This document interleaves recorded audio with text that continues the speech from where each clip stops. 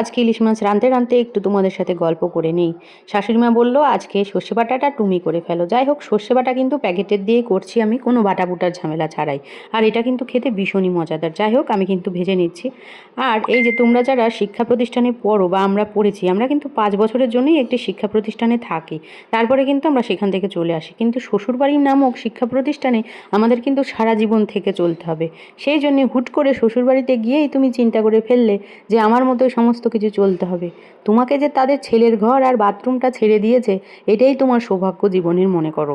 কারণ তাদের ছেলে একমাত্র পরম ধন, তার সাথে তোমার থাকতে দিচ্ছে, খাতি দিচ্ছে, ঘুমোতে দিচ্ছে, এটাই তুমি জীবনের বড় পাওয়া মনে করো। আর সেই প্রতিষ্ঠানে টিকে থাকার জন্য তোমার 5 থেকে 10 বছর চেষ্টা চালিয়ে যেতে হবে। আস্তে আস্তে অন্যান্য জায়গায় যেন তুমি স্থান করে নিতে পারো, ঠাকুর ঘর, বেডরুম, মানে শ্বশুর শাশুড়ির বেডরুম, খেলার জায়গা, বারান্দা, ছাদ, এগুলো কিন্তু তোমার নিজের থাকবে না। কারণ তুমি অন্য বাড়ি থেকে এসেছো, জাস্ট তোমাকে তারা বাথরুম আর তাদের একমাত্র ছেলের ঘরটাই দিয়েছে নিজের একান্ত করে সাজিয়ে গুছিয়ে রাখার জন্য। তাও সেখানেও মাঝে মাঝে হস্তক্ষেপ হতে পারে। সেই সব চিন্তাভাবনা বাদ দিয়ে এই প্রতিষ্ঠানে সারা জীবনে টিকে থাকতে যদি চাও, তাহলে কিন্তু বন্ধুরা এই 2 বছর 1 বছর সংসার করে আমার সব কিছু চেষ্টা করলেই পারবে না। সেই জায়গাটা তোমার তৈরি করতে হবে। হয় তোমাকে তাদের ফর্মে আনতে হবে, নাহলে তাদের ফর্মে তোমাকে মিশে যেতে হবে।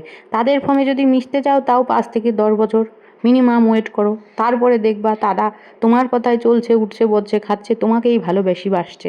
আবার দেখো তুমিও তাদের মতো চলো। হুট করে তুমি গেলে আর বাবার বাড়ির মতো উড় করে ঘুরে বেড়াচ্ছ, বন্ধুবান্ধব নিয়ে আসছো, তা কিন্তু শ্বশুরবাড়িতে কখনোই চলবে না। শ্বশুরবাড়িতে বন্ধুবান্ধব কখনোই অ্যালাউ হয় না। এটা আমার হোক, তোমার হোক, আর সবার হোক। এইটা কিন্তু ধ্রুব সত্য, সে শ্বশুরবাড়ি ছেলেরই হোক আর মেয়েরই হোক, কারো শ্বশুরবাড়িতে কেউ তার বন্ধুবান্ধব অ্যালাউ করে না। তো যাই হোক, সেই রকমভাবে কিন্তু শ্বশুরবাড়ি চলতে হবে। হুট করে গিয়েই সবার ভালোবাসা পাওয়া কখনোই সম্ভব না। আমার কথাটা কি তোমরা বুঝতে পারলে? আর যতই তুমি এই জিনিসপাতি নিয়ে যাও বাবার বাড়ি থেকে, কখনোই তুমি ভেবো না ভালোবাসা তাদের কাছ থেকে 100%ই পাবে।